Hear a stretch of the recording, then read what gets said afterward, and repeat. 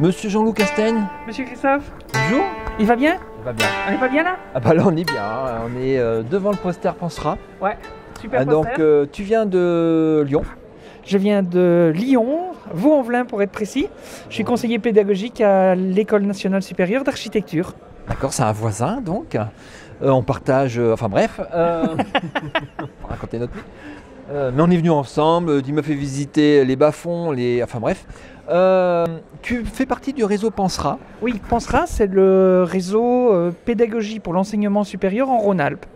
Donc c'est un réseau qui regroupe 7 institutions sur la région Rhône-Alpes. Chaque institution détache ses conseillers pédagogiques et pour le moment nous sommes 15 conseillers pédagogiques qui nous réunissons une fois par mois. 15 conseillers pédagogiques, une grande partie sont là.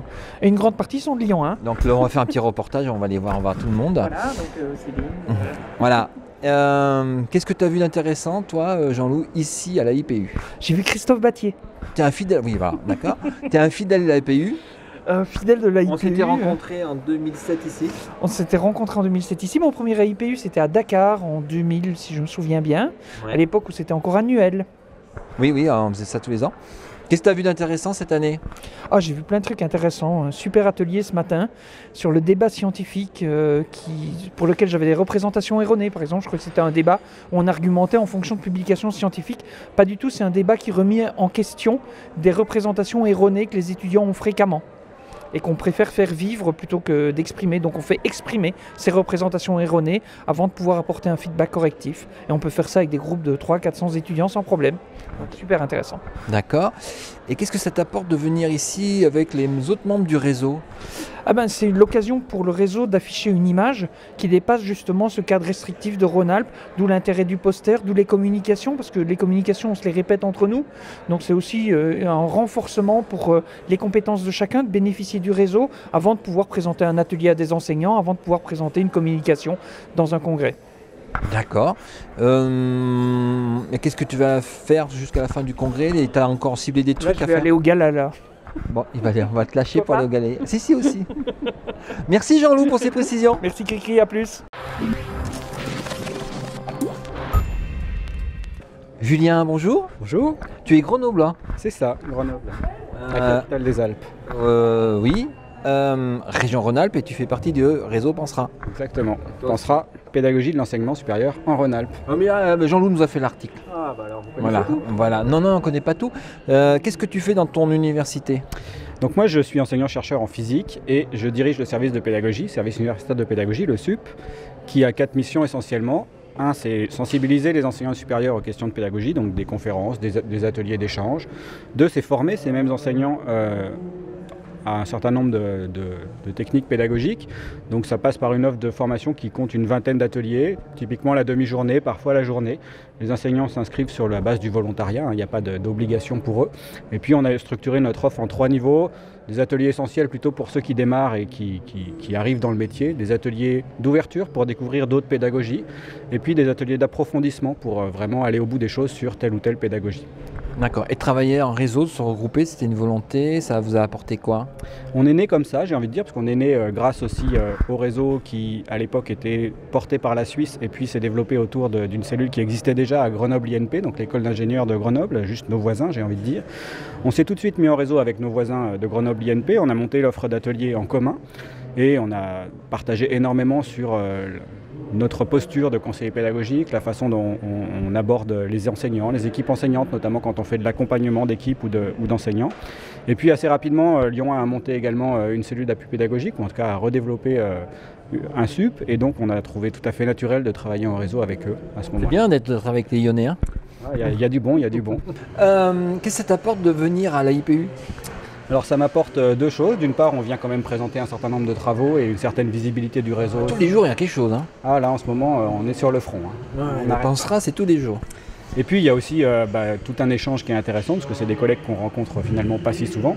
Et l'occasion de venir au Québec, croiser aussi des collègues québécois et nouer des contacts, ce sera payant pour l'avenir et ça l'a déjà été par le passé. Donc on voit bien tout l'intérêt du réseautage et du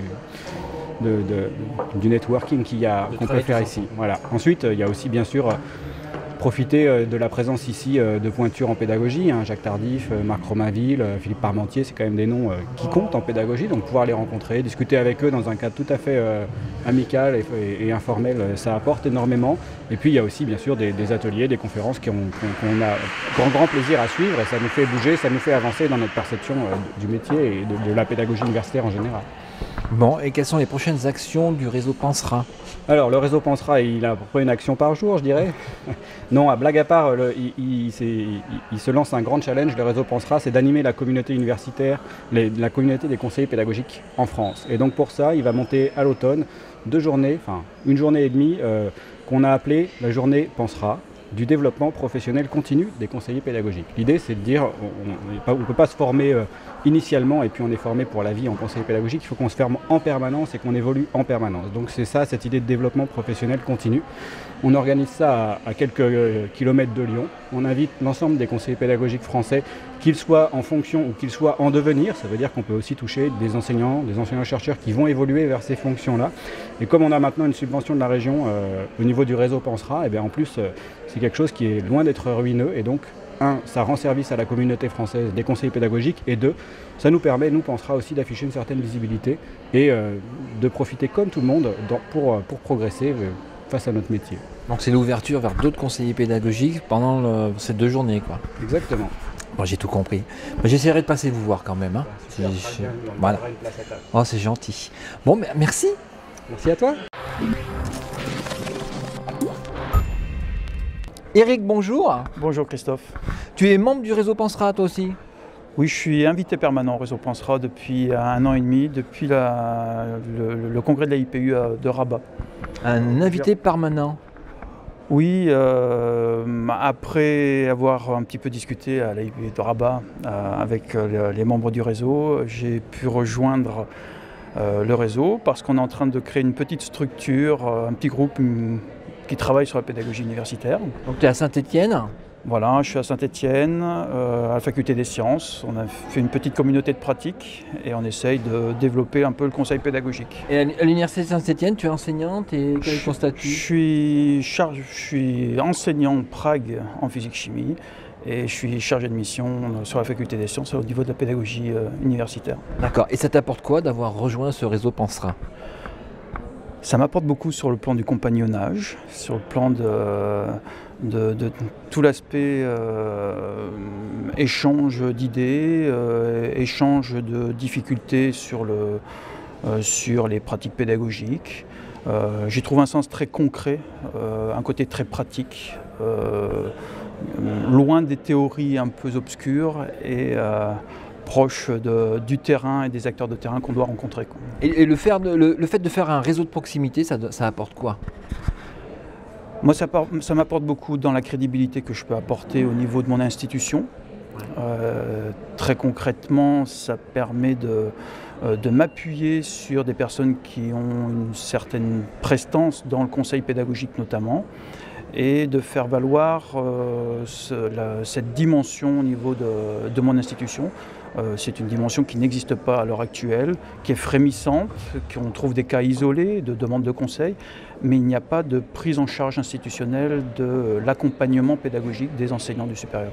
Et donc du coup, le fait de participer au réseau me donne un appui et quelque part m'aide dans l'émergence future d'un SUP, ou du moins dans le passage d'une culture dans le conseil pédagogique au sein de mon université. D'accord, faire passer l'idée, le concept même de pédagogie universitaire. Voilà, tout à fait. Ouais. Et puis c'est la preuve qu'on peut travailler entre Lyonnais et Stéphanois. Tout à fait, ça fonctionne très très bien, et même avec les Grenoblois. Donc, même des Grenoblois, on les verra après.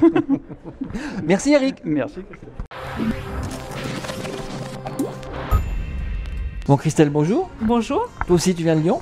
Oui, à côté de Lyon, Vaux-en-Velin. Vaux-en-Velin, tu es dans quelle école? L'École nationale des travaux publics de l'État, qui est une école d'ingénieurs sous tutelle du ministère de l'Écologie. Ministère de l'Écologie. Tu fais aussi partie du réseau Pensera? Oui, récemment. Une petite nouvelle au réseau Pensera. Et pourquoi et comment tu es rentré dans ce réseau? Je suis rentrée dans ce réseau parce que j'ai rencontré Jean-Loup Castaigne, qui travaille dans l'école d'architecture, qui est dans le même campus que le NTPE, et qui, en discutant un jour avec moi, m'a parlé de Pensera, il m'a demandé si ça m'intéressait. Et comme à l'école, on commence à travailler sur les questions de la pédagogie, je me suis dit que ça serait intéressant de voir ce qui se passe à Pensera et de m'immerger un peu dans le monde de la pédagogie et de l'enseignement supérieur. Et dans ton école, tu fais quoi comme activité? Dans mon école, je suis responsable pédagogique de la formation initiale, donc je suis en charge de toutes les questions de qualité de la formation. D'accord. Et ça t'a apporté quoi de rejoindre ce réseau, même si c'est tout récent? Ça m'a permis de voir ce qu'on peut apporter comme service aux enseignants en termes d'accompagnement. Et puis, ça m'a aidé dans la démarche qu'on m'a confiée de mettre en place un dispositif d'évaluation des enseignements qui soit pertinent compte tenu du contexte de l'école.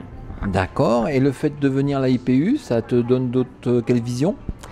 Eh ben, ça me permet de voir ce qui se passe dans le monde de la pédagogie universitaire, dans différents pays, et puis de m'imprégner de ce milieu et des questions qui pourraient être mises en chantier au sein de mon établissement.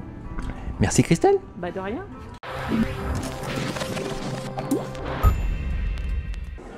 Bon mon Basile, Tout va bien. Quelle première question? tu fais aussi partie du... Donc tu travailles à l'université Lyon 1, j'ai dit ICAP. Tu travailles à l'université Lyon 1 au service ICAP. Et quel est ton rôle précisément? Alors moi j'accompagne les enseignants dans la mise en place de démarches d'évaluation des enseignements et des formations.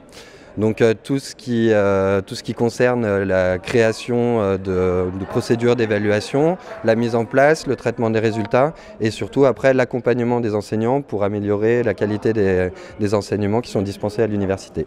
Donc c'est ce que tu présentais ici. Voilà. Tu avais un joli poster. C'est ça. C'est toi qui avais le plus beau poster, on va être modeste. Non mais c'est vrai en plus. Et tu fais partie aussi du réseau Pensera. Voilà.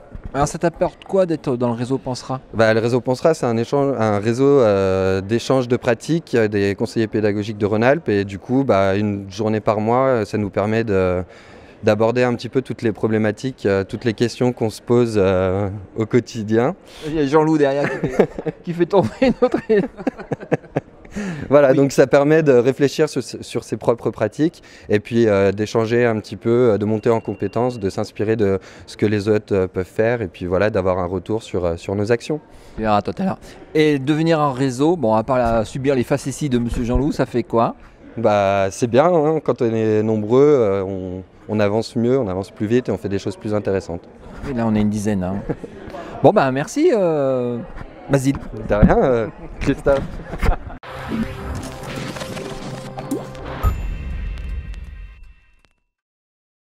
Yvan.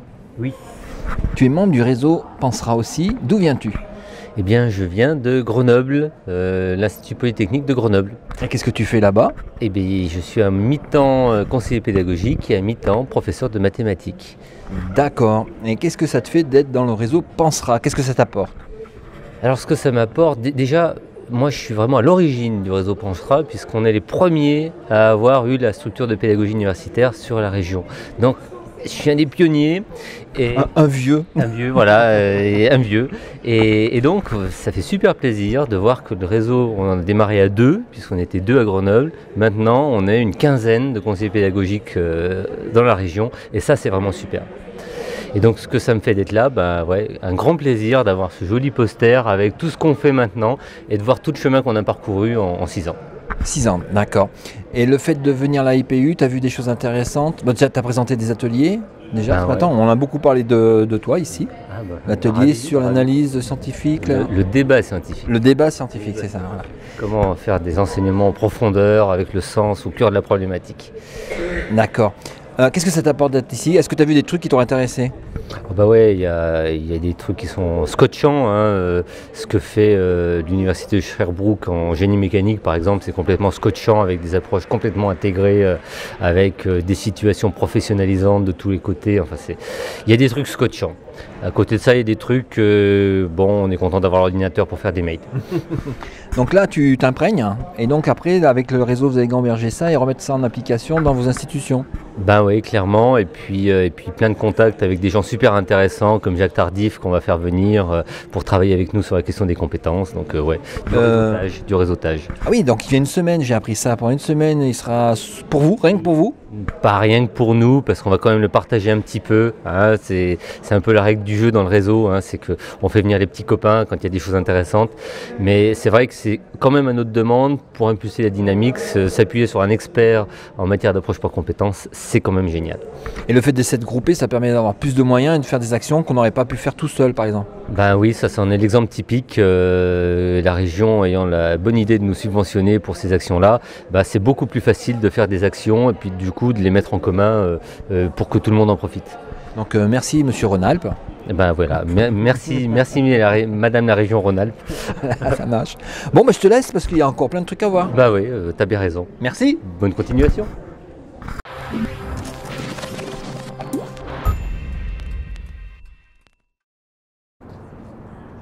Tu as vu Sophie ou pas? Je n'ai pas vu Sophie. Il n'y a pas les voitures, c'est bien. Non. Ciara, bonjour. Bonjour Christophe. Donc Ciara, tu fais partie de l'équipe Lyon, on était nombreux cette année. Qu'est-ce que tu as présenté, qu'est-ce que tu as fait sur cette IPU 2012 ? Ce que j'ai présenté, c'était un atelier sur la gestion des équipes étudiantes. Donc, c'est un atelier que normalement j'anime pour des enseignants. Mais là, j'avais une population plutôt des CP qui sont venus moins pour la partie contenu et plus pour échanger sur différentes stratégies d'animation des ateliers de formation pour des enseignants. D'accord. Et qu'est-ce que tu as vu, qu'est-ce qui t'a intéressé à la IPU 2012 ? J'ai vu des communications intéressantes, surtout sur la réussite des étudiants, la motivation et réussite des étudiants, des différents facteurs qui jouent. C'est un peu difficile là en fin de semaine de me rappeler de tout, mais heureusement j'ai pris des notes. Donc je peux retourner dans mon cahier et me retrouver des petites étoiles que j'ai mis à côté des choses super intéressantes. Tu étais contente de nous avoir dans ton pays parce que tire pas la langue, c'est enregistré. Tu étais contente de nous avoir dans ton pays d'origine? Oui, non, c'était pour moi d'être chez moi, c'est super et de pouvoir vous présenter un peu des choses typiques du Canada, Dairy Queen, des cornets trempés. Typico. Les trempés. Ouais, c'était sympa, hein, nous a fait visiter tout ça. Tu t'es bien occupé de nous. Bon, merci Ciara. À la prochaine. Tu te sauves là, tu vas faire le taxi, je crois. Oui, je fais le taxi, la navette vers l'aéroport. Merci Ciara. Merci Christophe. Allez, c'est bon, je te laisse.